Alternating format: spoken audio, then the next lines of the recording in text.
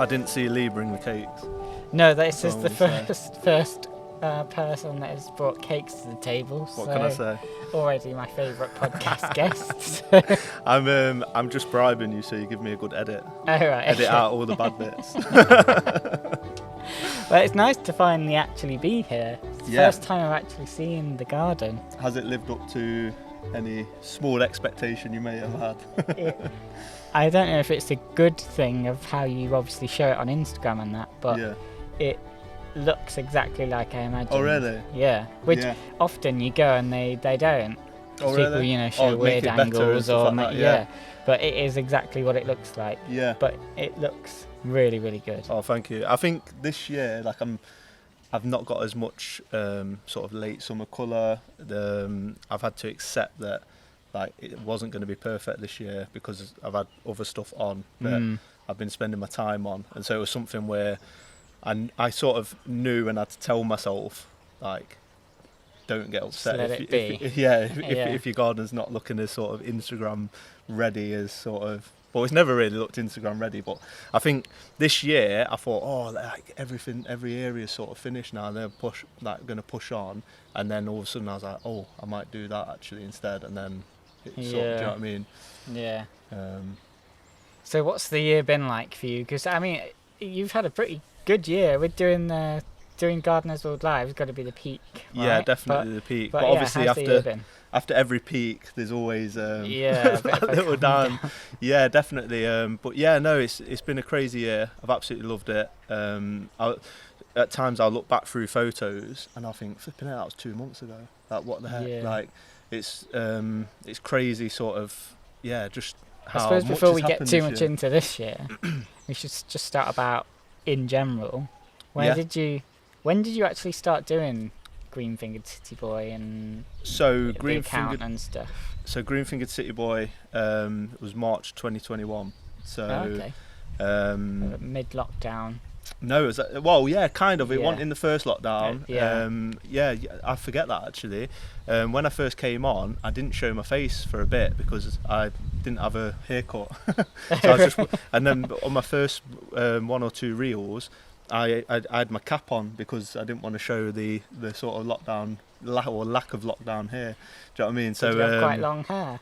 Yeah, well, at the sides, because I have mine quite short at the side, so it sort of came out a little bit. But and then I came on to sort of document my progress in the garden because, in 2020, before lockdown actually, I decided, right, I'm going to get in the garden to get fit again and get my physical health sort of back. Yeah. And sort of got the patio done. My brother-in-law did that, and then all of a sudden lockdown happened. And to begin with, I had a respiratory virus, but they weren't testing me. So I actually got told to lock down before Boris told everyone to lock down. But then obviously I was working all the way through it, but all my free time was sort of just getting out in the garden and do you know what I mean? But then after like a year later, my missus was like saying, "Oh, look at how the garden used to look," and all of a sudden I was like thinking, "Oh, that's crazy how much it's changed in such a short time." But I was not one for photos, so I thought, right, I need to start it because then it's like one of them where I'm definitely taking photos and sort of forcing myself. You know what I mean? Because the only photos I had was what my missus took during the sort of process. So came on Instagram. And then I don't know whether this is like a silly, naive thought, but I didn't think there was going to be many other gardening profiles. And obviously, very quickly, lockdown is when they bumped multiply. Into all these other gardeners who were getting in their gardens as well. And I've learnt so much off everyone, I've got to say, because there's something I always sort of make very clear: I'm no expert. And I'm very much, don't get me wrong, I am a bit of a sponge for information when it's about something that I'm enjoying, but creating this, I've been learning on the job and just sort of, do you know what I mean, making it up as I've gone along, do you know what I mean? So having so many people on Instagram helping, giving me advice, telling me when I'm doing something wrong, has been sort of really good. So and I suppose then fast forward, 2-3 years? Yeah. And now you've got a whole load of followers that are following everything that you do, supporting everything you do, and cheering you on. Yeah. Mostly. The thing of it is, I said this to someone the other day, is because obviously the other day I hit 100k followers. Yeah. And I said the problem is, it's just more people for me to make myself look an idiot in front of. So there is that sort of aspect of it. But yeah, no, it's crazy. Obviously, the bin shelter is down to a lot of the we've definitely growth. got to talk about. But yeah, no, it's been sort of growing in sort of peaks and troughs, and you do a reel and it does well, and then like even just this week I did a reel the other day where I walked out in the rain, and it didn't take me long at all, and like it did quite well. And then I actually tried on a reel and put it up last night, and it bombed. Yeah, it's always the way. So you can never sort of gauge. Do you know what I mean? It's all sort of you're just trying to show people your garden. It's a creative thing. So I think with creativity, you're just expressing yourself in whatever media that you've chosen, and hoping. And I think with that, the whole purpose of being creative is showing people to sort of then gauge what. Like, do you know what I mean? What do they think? Do they like it? Sort of thing. And so, yeah, I've loved that sort of side to it, and that seeing it grow. It's a little bit shocking. It's a little bit bewildering to me sometimes. I'm thinking, why don't they go and follow someone who knows what they're doing? But obviously, I'm humbled as well that people want to follow my gardening journey. Yeah, I think we were saying, me and Daisy, when we did our episode, that actually there's something about like the accessible gardening in terms of like not knowing what you're doing. Yeah, that's how Daisy started as well, and actually people like that because they don't know what they're doing either, and you're almost learning together and failing together, and kind of making it up as you go along. Yeah, definitely. And it's like I watched that episode, and I think and all the episodes that have been so far, I think the common thing is that people sort of take a leap of faith of sharing something, because it is a little bit scary. But what I will say is the sort of gardening sort of niche, people are very very nice, very supportive, very encouraging, and so it's a good niche to have sort of dropped into. Do you know what I mean? Because my other sort of interest is football. If I went and started putting football videos, like talking about football, I'd get pelters. Do you know what I mean? Like, exactly. Yeah. You get trolled and stuff like that. So it's a really good, wonderful niche to sort of be involved with and share like the passion that we've all got with each other. Yeah. So the garden then kept growing since 2021. And you've done loads of different projects. Yeah. Love seeing all the different projects. My favourite was when you did the fence, actually. It's still one of my favourite bits. No, it works really well. And then how did you end up doing the show garden this year? So, how did that come about? I was on a TikTok live with Gardening with Ben, so shout out Ben. And he is always on these TikTok lives, and I'd join a couple of times. And then a garden designer called Kate Mason, who's previously done it and got platinum, says, "Oh, you should do it." And we've sort of laughed about it, but I just, something in me wanted to do it, and so I just couldn't get rid of that thought of doing it. I thought, I really want to do that. So I thought to myself, if obviously it's during the middle of the week, I think it was like the Wednesday or Thursday, I thought, if I'm still thinking about it by the weekend, I'll do a design over the weekend and submit it, because the entry was the Monday night, the deadline. So I only found out a few days before. And does the design have to be like super technical? Because like I've looked at it before and I've thought, well, I don't know where to start. I'm not a garden designer. Where would I even start? What's the sort of criteria? I think it depends. I think you have to talk about what plants that you're going to use. You have a plant list and stuff like that. You have to obviously, you're meant to share and send in a sort of view from above and a perspective as well. But seeing some of the drawings, like everyone's sort of drawing capabilities varied. to put it nicely. and we all laughed about that in the WhatsApp group. It can just be a drawing, though, of yeah. So you don't have to be like CAD designing it. No. But then some people, when it sort of got close to the show, were like, I don't want my drawing on my board or whatever. Don't share that. I'm going to get a proper drawing. Do you know what I mean? So we was all sort of laughing about the fact that, the state of some of our drawings. But yeah. Did you share your drawing on the board? I can't remember. Yeah, I did. Yeah. I got a B in art, so I was still living off that. So, but it was weird because when I did it, I had to go out. I had to buy a notebook. I had to ring my sister. Oh, do you know those colouring pens that I gave you? Like, can I have them back? That sort of thing. I hadn't done anything like that for such a long time, but I loved it. Like, I think that's what I've sort of loved about sort of getting into gardening is the whole creativity side of it. I think I'm a designer in my day job, but it's more of like a problem solving design. And with gardening and with like garden design, it's all creativity and expressing yourself. And I think I've missed that sort of side of design. Like over the last however many years. Yeah, I agree. That's what I love about gardening, actually. When you think about it, it's creating, isn't it? And yeah. You know, picking what colours you're going to have in a border and how they're all going to interact with each other and what it's going to look like and I don't know about you, but I'm always like, once it's done, you're like, okay, what am I going to do next? And exactly. And I think that's that's the side of me that is sometimes a little bit annoying because it's like, just enjoy it. Do you know what I mean? Exactly. Just sit and just I can't enjoy because it. once I've done it, I'll want to then redo it the year after in a different colour scheme or whatever. But so you applied, you put your design in, and then you went and did it. What was it like? What was the process of doing it like?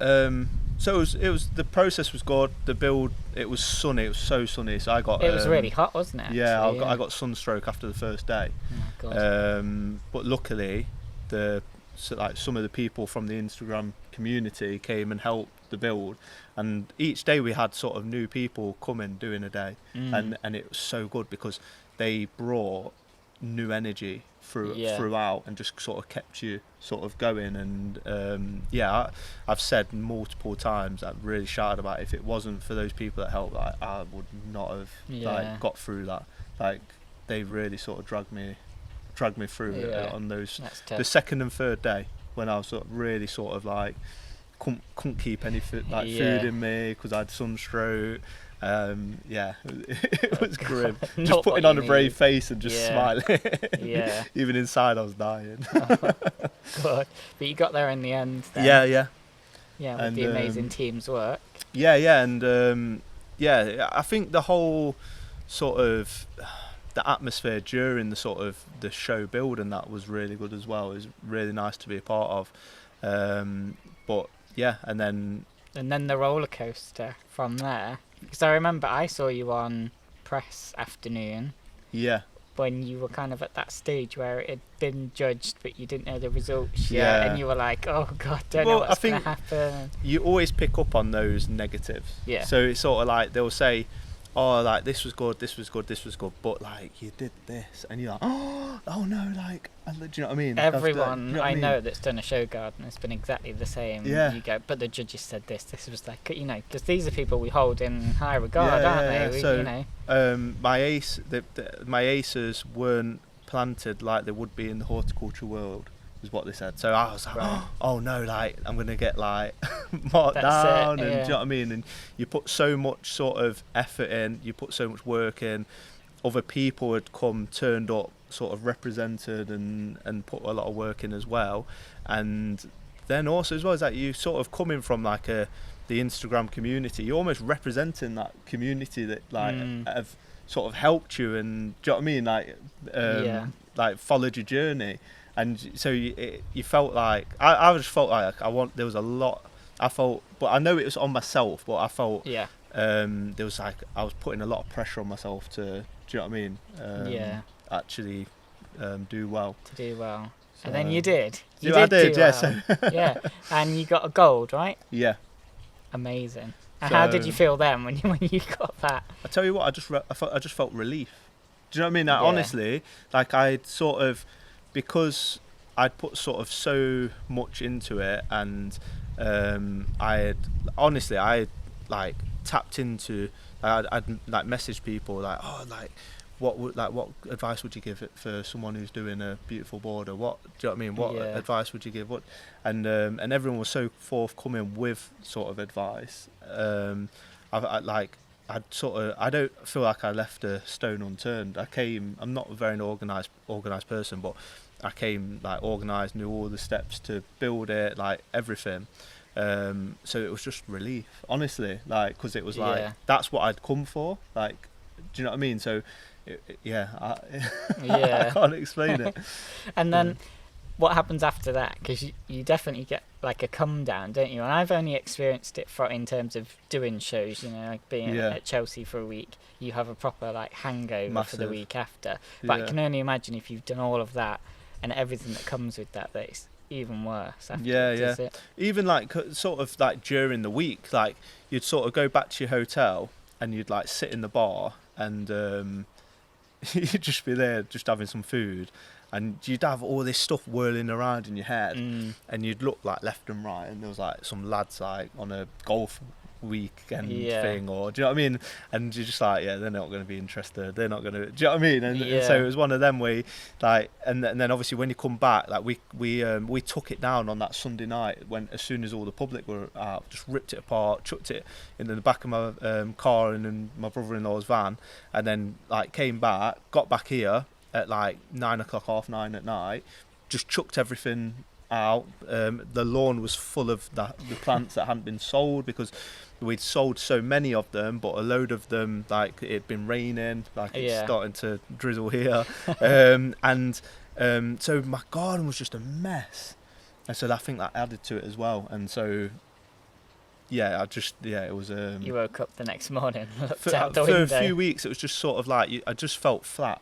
Do you know what I mean? You've just been on such adrenaline, such like a dopamine high, and you come back and it was just like, oh, okay then, like sort of thing. And I think then you struggle to post, and because you sort of like, you're struggling to sort of get excited for anything. Because it's been such a high, I'm the same. Like when you've done a big run like that, and then you go, what I've got to talk about now, my plants in the garden, that's nowhere near as exciting. Garden that's got boring stuff now. All over it. Like no one's going to want to see that after that. But you forget that that's why people follow you in the first place. But at the time, you're just kind of like, no, God, I don't know what to do. I think I should have documented that sort of process. Yeah, you should have kind of talked about it. I talked about it a little bit. I showed it on my stories and stuff like that. But it was one of them where I think, like, sometimes you've got to be sort of like in the mood to make content. You've got to enjoy your content and stuff like that. I think during that time, I sort of wasn't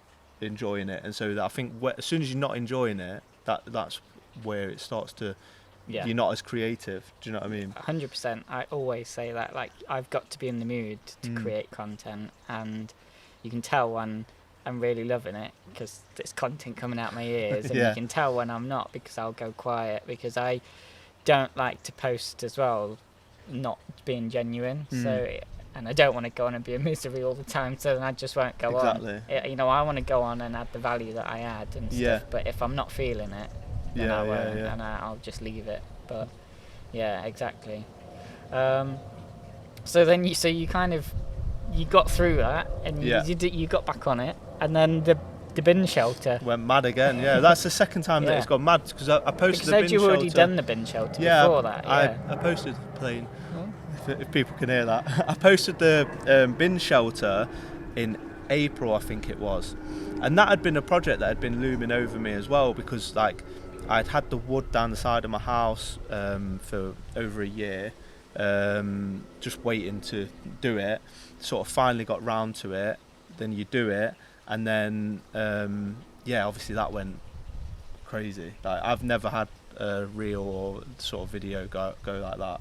No, well, I remember you just messaging me like, "Oh my God, I can't believe it! It's just more and more people." And I just like literally, I edited that reel in like 15-20 minutes. Sometimes, you know, when you just get in the zone, creativity wise, I was like, I've got to post it. like posted it. And one of the reasons was because so with a lot of the projects, because my content that does the best is the sort of the process of doing stuff. Yeah. And but I can't always do that because I haven't got time to do it. So what I tend to do is I do sort of like a reveal video, and then I'll do the build process after. Yeah. So I'd done the reveal video, but I hadn't painted it and hadn't filled it, and I put it on Instagram and TikTok. And the Instagram, obviously, people were like very supportive, as they usually are. On TikTok, I got pelters. Oh, really? Yeah, pelters. And so then that sort of, there was this fire inside me that I'm going to prove them wrong. I'm going to prove them how good a bin shelter looks. Yeah. And so yeah, so I got it out, and for TikTok it was doing better, like far better than what a video normally does for me.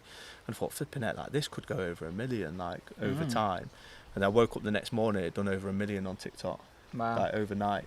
And then the Instagram was a lot slower. It was sort of like, it did okay, but like was at like say 40,000 views, and then that went mental.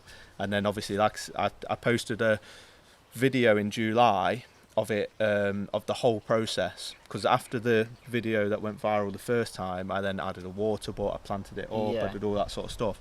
So I did a video of like the whole process, put that up, and then it didn't do very, it did okay. It got like 15,000 views on Instagram. And then when I was away in Bournemouth, I woke up and it was like, wait, like not as much traffic has been coming to my page over the last week or so. And then when I looked, like it started being like, I find shown. that if you go quiet, Instagram almost starts pushing some of your old stuff. Really? I think, yeah, because I've had that. You know, if I don't post it a weekend because I think I'm going to switch off. Yeah. Some of your older stuff seems to start doing better, and I don't know whether it's because Instagram's thinking, oh, he's not posting, so we better show people some of this other stuff. the algorithm. But it just started picking back up again, didn't it? Because literally, you were on holiday and you were like, this bin shelter one's just started going mad out of nowhere. Yeah, it was just mental. And at that point, it was being shown on Facebook I posted on Instagram, but it was being shown on Facebook. So the followers weren't going up as much as what like it would if it was going mad on Instagram.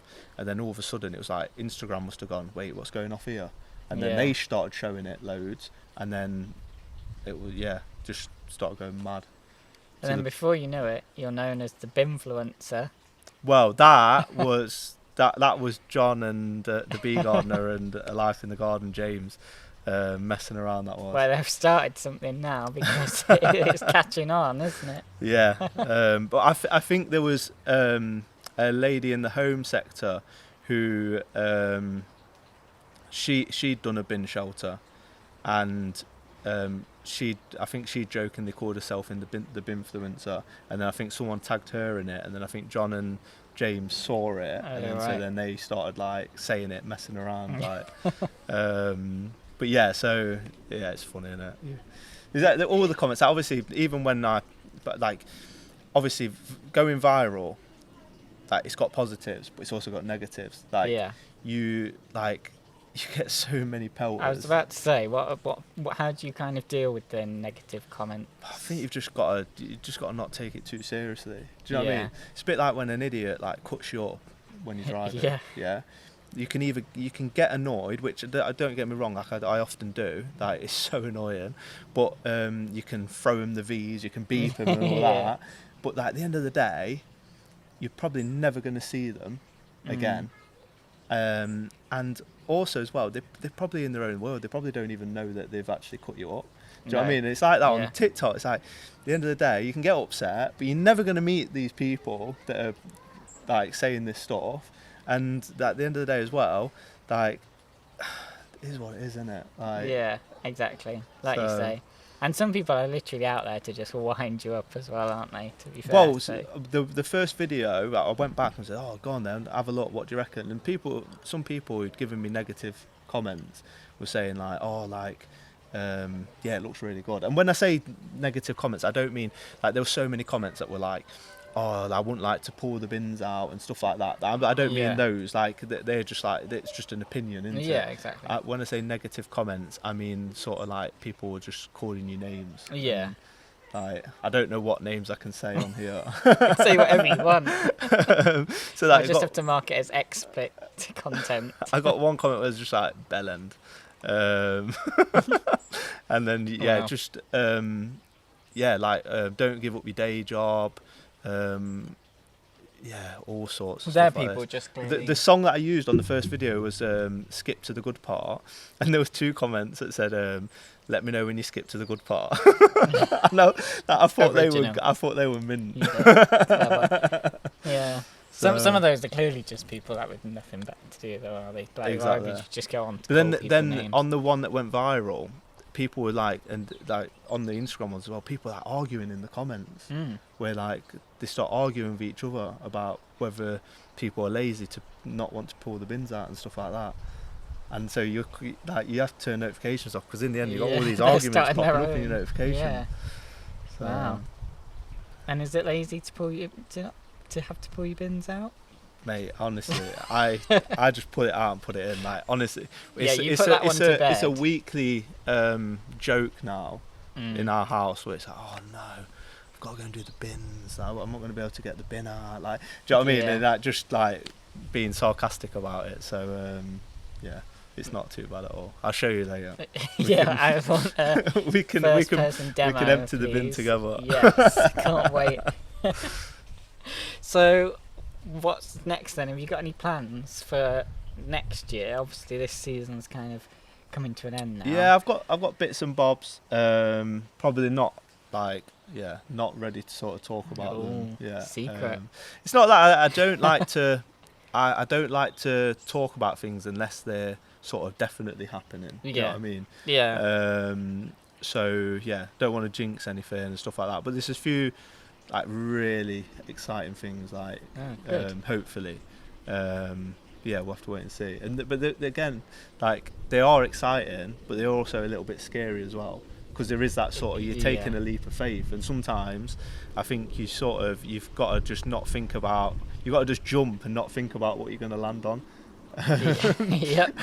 So, and obviously you can sort of vouch for that with sort of the leaps of faith that you've had within your own sort of job and everything. You don't really know what's going to happen, how it's going to go, but you just got to follow the feeling, and if you think it's the right thing to do, then go for it. And there might be like a trampoline underneath, or there might be sharp rocks. You just got to go for it and enjoy the ride of it, haven't you? And and I think that's how it is with everything that you like sort of may do, because like you're never going to be 100% sure whether something's going to work. So when I did the beautiful border, I was talking to my mum about it, and I was like, oh, I'm going to have to do this, I'm going to have to do this. And mum says, oh, well, maybe you'd wait and do it next year. And I was like, no, I've got to do it this year. Like, I've got it in my head that I'm doing it this year. Do you know what I mean? You might make an idiot of yourself in front of your followers or whatever, but you've just got to sort of go for it, haven't you? And that's part of the journey as well, isn't it? But I'm very much like that. If I say I'm going to do something, I'm going to do. I mean, that's how this podcast started, to be fair. I said, I want to do a podcast. Spoke to a few different people about it. Bumped into the marketing director at Mr. Fothergill's. Yeah. And she was like, if you want to do it, we'll... Was that at the trial weekend then? At the press, like the press day thing that they did. Oh, yeah. I was meant to go to that. I thought I couldn't get time off work. Yeah. So literally just bumped into her, was chatting to her about, I think I want to do a podcast. She was like, well, if you want to do it, like, I'd be really up for supporting you with it. And then a few weeks later, she was like, wow, you're not messing around. I was like, no, if I know I'm going to go and do something, like, I'm going and doing it. And I was like, I want to do it now while it's still flower season, while it's still light, while people have got loads of stuff to talk about. Like, I'm off.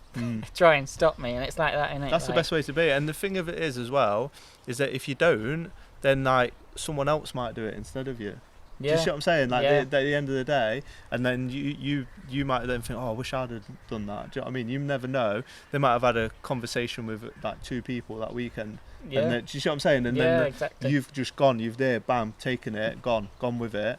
And And I'm a big believer that if you want to do something, you'll make it happen. Like you say, you don't know what's going to be there on the other side of the kind of leap of faith. You make your own luck, don't you? You make your own luck. The lad who was on the first one, was it Chris? Yeah. Yeah. So that Chris, you can look at him, and you could say, oh, he's lucky he is because he's doing this. He's on TV. He's got this.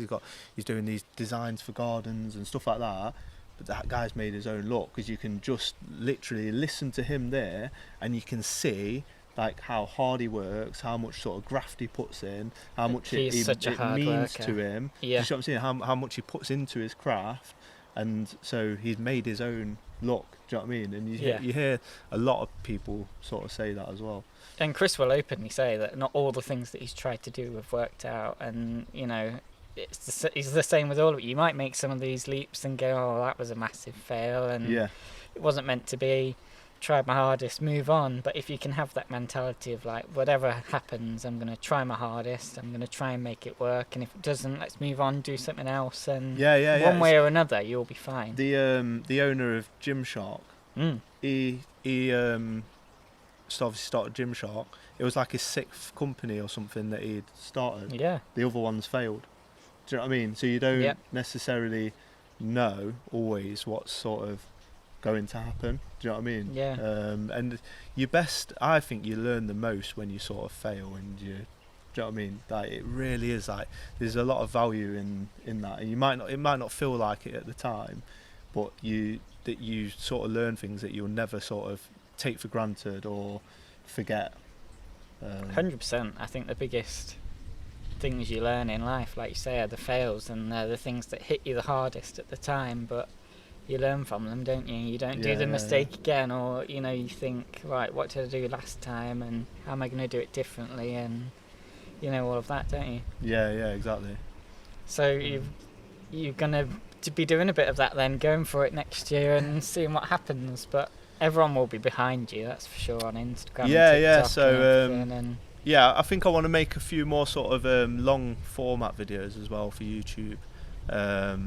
Yeah, because you've been doing stuff on YouTube for a while, haven't you? Yeah, but I'm just so inconsistent. A bit like Lee, who you had on, where I loved it. He says like, I've got YouTube, and like no one watches it. That's like mine, and it's just very inconsistent. We actually talked about it, I think, for about half an hour, but I had to take it out of the podcast. Oh, really? Else it would have been like a 4-hour podcast. Honestly, we recorded for like a whole afternoon basically, and we spent a whole load of time chatting about that. Like, you know, it's just difficult, isn't it, to it's just time you've got the time of recording. You've obviously got to come up with ideas as well. Then you've got to sort of edit it. But I just think it sort of like may give people sort of like more value, more. Do you know what I mean? Like letting them see maybe like what goes into a garden and stuff like that. You've got a lot more time, haven't you, to get across, and more visual space as well. You know? Because on sort of Instagram, it's like, don't get me wrong, I love Instagram, and I love like sharing my garden with people on there. But you've only got a few seconds. Yeah, it's a bit frustrating because like certain videos, like the building the pergola and, do you know what I mean, like the bin shelter and stuff like that, you like hit this sweet spot and people sort of watch the whole thing and it goes mad. But then other videos, you'll like, I like planted up the border over there by the pond. It did awful. Do you know what I mean? And you think to yourself, I spent so much time on that, but it is because like you've not done a 7-second video, entice people to sort of watch the whole thing with loads of text that people said, like what people like, this is what you need to do, link in the caption or like description, and it's frustrating at times that you just want the algorithm to sort of reward that sort of maybe longer format, genuine content, not even longer format, but that little bit more like content. But then that's me being like biased, isn't it, really? Yeah, I suppose it's us being biased to think this is content that we actually want to make to show people, you know, genuine tips or whatever. And that's the stuff that generally doesn't do as well because it's longer and you know, it doesn't have all the fast-paced hooks and all that sort of thing. And so I guess, but it's us wanting to do it for the reason of helping other people, isn't it? But but YouTube will probably give you a bit more time and freedom to do that. Yeah, but I wouldn't have time to sort of edit it like incredibly how some people have got it. So it would literally like continue to be how it is, where it's just a vlog, me sort of talking about what I'm doing in the garden and, do you know what I mean, doing stuff like that. Maybe set the tripod up a little bit, but like, do you know what I mean? Nothing sort of the skills of like spicy mustache. Yeah. The editing skills in that's just incredible. Yeah. Do you know what I mean? It makes you want to like edit better, and then you remember that you can't. I know. It's time, isn't it? Mainly, it's the same when I do the podcast. It's time consuming. Yeah. And Niall, I've been watching his videos as well. Oh, Niall's videos are really good. Yeah. But he must spend as much time editing them as he does filming them. But that's the thing, you've got to love your craft. And obviously I speak to Niall, and I know that he enjoys that side of it. So it's one of them where... He was straight in the DMs when I had all the podcast gear. He was like, oh, really? What gear have you put on? It's really good. And, he's really into it though, isn't he? And I love that. Well, I bought a drone a few weeks ago, and I said to him, "Oh, what drone?" Do you know what I mean? He knows all about it, like that. Yeah. That's his sort of like, that's a love of his, and I think you've got to. It's that thing again. You've got to love what you're sort of doing, because if you're doing something and you don't love it, then someone else will come along, do the same thing. They will love it more than you, and because of that, they will be better than you. You know what I mean? So you've got to like look. There's that audio that was trending a few weeks ago. Like, are you obsessed? You've got to be obsessed. Yeah. Do you know what I'm saying? But it is that thing. Do you know what I mean? And that's the only reason sort of like why my page has grown, is because I've been obsessed with like changing the garden and like sharing it with people. Do you know what I mean? If I wasn't obsessed with it, so like, some people say, "Oh, I don't know how you get enough time to post." Yeah, but that's because like it's been my hobby. It's really important to you. Yeah, it's been my hobby. Like sharing my garden, like has been a priority to me, along with obviously family and stuff like that. Yeah. So, yeah, you've got to be obsessed with whatever you're doing. Yeah, 100%. Talk me through the garden itself and why you've done it in this style. And the way I've done it. Yeah, and the way that you've done it. So. It's funny because I went to Gardeners World Live in 2021, and Monty Don spoke there, and obviously it was when I had sort of just got into gardening and been sort of creating this space, and they said that someone from the audience asked him, if you did your garden again, would you do anything differently? And he said, I'd have more curved paths, was one of the things he said.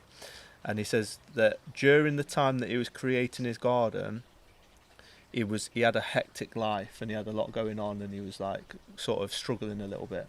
And so he says that he wanted everything to be organised, and his garden represented everything he needed it to be. And so he had straight paths, everything organised, and that sort of thing. And I found that really interesting, because then when I thought about my garden, I was like, oh, that's how mine is. Do you know what I mean? And it was this set, like it was one of those things where it was like, oh, like actually, like that says a lot of. And I can remember that. So I'd noticed that the sun sort of like gets a lot on the patio, and the sun sets over there, and so like obviously the patio wasn't there at the time, so it was like, right, patio's going there, and basically my brother-in-law says, how do you want the path? Like, because he knew that normally in gardens you have like it curved for interest or whatever. Path. I was like, mate, if I want to get to my shed, I want to get to my shed. Yeah. If I want to get to my garage, I want to get to my garage. If I want to, do you know what I mean? I do not want a curved path. And that's how that's how I felt at the time, is I wanted things to be organised. So everything's sort of in sections, everything's organised. I couldn't sort of, do you know how it's like, oh, you've got like a Japanese garden, or you've got this garden or that garden. I couldn't really decide on a theme, so I thought, right, I'm going to have like different sections. And then what that did is it allowed me to focus on each sort of section go along, so you didn't feel overwhelmed that you had this sort of big space. Yeah. So I did the sort of Italian section, which I think I'm going to change it a little bit. Then I did the pond and that sort of like a little bit more Japanese vibes, and then I did the sort of like pull-up bar with the sort of jungle section. And I think the planting, there's still a lot to sort of do with the planting, a lot to, I can sort of improve. But the sort of basis is there now, ready to sort of now add plants over time. Yeah. And I think that's worked really well, doing it in those sort of sections and yeah, I love that you could have just done, like you say, sweeping path down the garden and some borders, but actually you've created like little rooms. Yeah, and you can be quite creative in them and change them up, and exactly, they're like different little zones, aren't they? Yeah, and that's why I did the raised bed, how I've done it, to sort of section it off. I was also like, I didn't have a kid at the time, but I was aware that I wanted to maybe have a kid one day. I had a nephew on the way, so I was like, I do want a bit of grass. If they play football, right, let's do the raised bed so the ball goes against the raised bed, so to speak. I know that's a little bit optimistic. But yeah, no, so I was sort of, there was a lot of sort of planning in sort of how my garden was going to cater for my needs and what I wanted it to do. And I think that's the most important thing. I had someone message me yesterday for advice on their garden that they're just starting, and it says, obviously, watch where the sun is and stuff like that, but like, what do you want from your garden? Like, have you got a kid? Do you want do you need a space for your kid to sort of like go out and play, or like, do you want to grow some edibles in there? Do you want flowers? Do you want a space where you can entertain and have people around you? What do you want? Because then that will dictate what you do. And then write that list, then you've got like, right, this is what I need. So then you've got what sections you sort of like need in your garden, and then from that you can then go and think, right, well, how do I want those sections to be?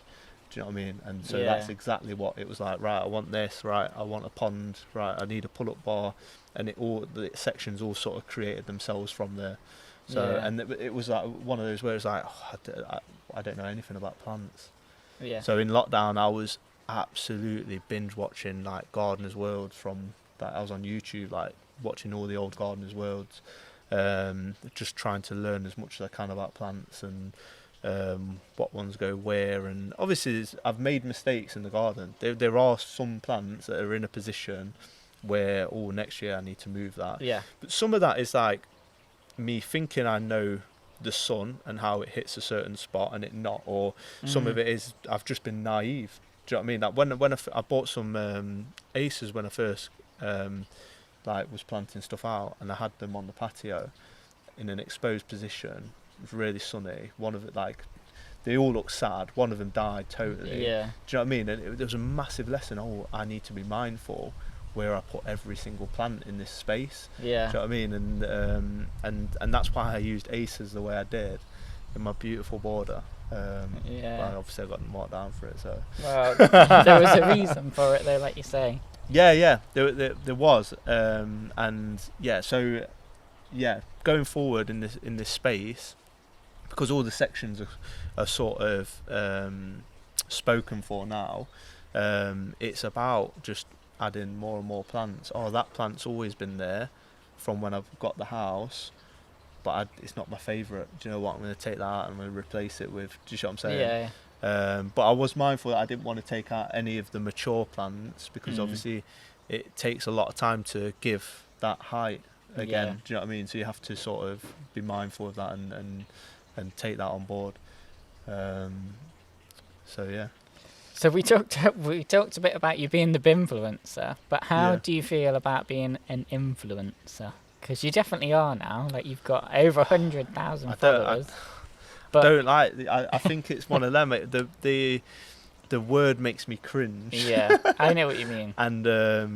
and squirm. Yeah. But yeah, I wouldn't categorize myself as one openly. But when I worked with Homebase, they got the stuff to the shop, and I had to go and like pick the stuff up. and basically I went up to the till and says, "Oh, I'm Adam Marshall, like I've come for like this stuff," and like this. I was a little bit nervous, and then like she's like, "Oh, you're the influencer," and I was like, "Oh no!" And then like literally like she went back, and then all like the home-based staff were coming around the corner to like get a look of me, like what I look like, and I thought, I bet they're well disappointed. I know what you mean. I absolutely hate the term, and I suppose it just comes with the territory, doesn't it? Yeah. You know, you've got a lot of followers who genuinely, and I always think if you can help them by, you know, sharing great brands that you genuinely love or discounts that people can take advantage of or whatever, then great. But I'm sure you're the same. Like, I only would ever share things that I really love and think that people would actually value. You'll know the amount of stuff that you get in your inbox offering you to promote. Yeah. And it's crazy. I know that we're both the same. And you feel so like, no, thank you. You feel so ungrateful because that product is something that person who's emailing you loves and believes in so much, and then you're like, no, like it's not for me, or like for whatever reason. So it's, but yeah, you do have to say no an awful lot, and I always struggle with it. I always feel really bad, but you got to do it, because at the end of the day, is if it's not something that works, then at the end of the day it comes across unnatural, and it comes across, do you know what I mean, that your followers aren't going to be as engaged in it and believe in it. Yeah, exactly. The content isn't natural. When you work with companies, it's always like influencer agreement, and you have to like sign these contracts. Do you know what I mean? So I think it's one of those where the word is there, you know it's there, but it doesn't make you any less comfortable with it. And I don't think, I ever would be. No. But I also think that spurred me on with the Gardener's World, because I think sometimes maybe like gardening influencers, I've got like a little bit of a wishy-washy reputation, and I've sensed that, and so I was very much like, right, you're representing people here. Do you know what I mean? Yeah. Because as soon as like and because at the end of the day, you're representing your that platform, and so hopefully, do you know what I mean? Like Lucy She Grows Veg did a show garden at Gardener's World, and going forward that will hopefully open up opportunities for more people with on that platform. Yeah. And do you know what I mean? So you are representing your platform. Do you know what I mean? So there was a sense of like, don't let the Instagram family down. Yeah, exactly. And I think there's time when genuine partnerships just happen, when you've met brands, or you're working on the garden and brands are willing to help you, or like Mr. Fothergill's sponsoring the podcast, for example, and stuff like that, where it really naturally fits and makes sense. Then I think you can tell that, but I also think as well is that like people need to when I say, I don't want to sort of like I don't want to sort of like preach, but like people need to sort of remember that when people do certain things, they may be building something that's part of a bigger picture. Yeah. So if someone's doing an ad, it may be because they want to fund something sort of bigger, sort of away from that. And so maybe that ad may not come as natural, but what that's going into afterwards may be a lot more. Do you see what I'm saying? Yeah. So there is that sort of element of it as well, because obviously earlier on this year I knew I was doing the Gardener's World. There was a few opportunities came up, and I was like, like I'll do them. Do you know what I mean? Like, because at the end of the day, when like we spoke about sort of like the hidden costs behind this, when you do like a beautiful border or a show garden or whatever, you have to stay there, you have to eat, you have to, do you know what I mean? When you sort of go into any shows, or when you're trying to like do stuff in the garden and exactly. Make content on certain projects some of those and stuff. Influencer things that we do pay for some of that, basically. Pay for us to be able to do things like this. Exactly, yeah. Are you growing any seeds this year? I'm doing autumn sowing for the first time. Are you? So I've never done it. It's not something that sort of ever appealed to me, because I think in past years I've sort of got to sort of end of September, October, and I've sort of been a little bit burnt out, and it's sort of like ready to put it all away. Well, just my personality. I was like, when I do something, I go for it. So I'll probably, during that period, I probably do it more than what sort of like someone normal would do, sort of thing, and then so it is very easy to then sort of then start to get sort of burnt out. The nights start to get darker and stuff like that. So I've just never really sort of been, it's never appealed to me. But then I've just thought this year, you know what, I'll have a go. Like I feel like I've already had my little bit of burnout for a couple of weeks. Yeah, true. And I'm more open to it, and I want to try everything. And what that's my thing. What are you giving a go then? So just the usual sort of larkspur, and some of them I can't even say. Like I can see the word, but I never know how to pronounce it, and I always feel like I'm going to murder it. Go on. But yeah, no, just the usual sort of autumn ones that you sow. Yeah. And I've done look inside my garden's seed pack that she's done, and yeah, like I'm doing it for the first time, so see how we go. And I didn't do as many seeds this year because I knew what I was going to be doing, and I thought there's no way I'm going to keep up on it all. Yeah. So I did a few. I did like tomato seeds and pepper seeds and stuff like that, but I've reined it in from sort of other years. Yeah. And yeah, so maybe I'll do some more next year. But I think gardening, it's all about, it's such a broad thing. There's so much you could do. And there's so many different areas, and that's why it's good when you go to sort of gardening shows and you see people and they're like obsessed with hostas, or they're obsessed with ferns, or gladioli, or do you know what I mean, salvias, like everything. And there's like a niche within the niche for everyone. Yeah. And I feel like I want to try everything, and I feel like that's what I've done so far. And there's certain things that you won't enjoy, that they just won't be for you. Yeah. And but I do want to sort of experience everything, so I can sort of maybe have a bit of an opinion on it. Do you know what I mean? Yeah. So like, if someone says, "Oh, do you autumn sow?" me not go like, no. Go, like, I tried it. Maybe it wasn't for me, or I loved it. Yeah, I do it every year now. Or do you know what I mean? That sort of element to it. Yeah, well, I've got some Mr. Fothergill seeds in the car. Have you? Yeah, I'm like a walk-in seed shop nowadays. But for anyone listening, you can have 25% off if you use the code TOM25. Awesome. Better make sure I got it right, because on Daisies I said the wrong code. I've done my research of the podcast. I've watched them all, just sussing out the competition. Just making sure I'm not making any mistakes. Making sure, like, this is why I brought the cakes. Do you know what I mean? So, Tom25. Tom25. You can have 25% off any Mr. Fothergill seeds. That's easy to remember. That's good. It is. Because when I get codes, you're always GFCB or City Boy, or and I can never remember them. Yeah, mostly there's not.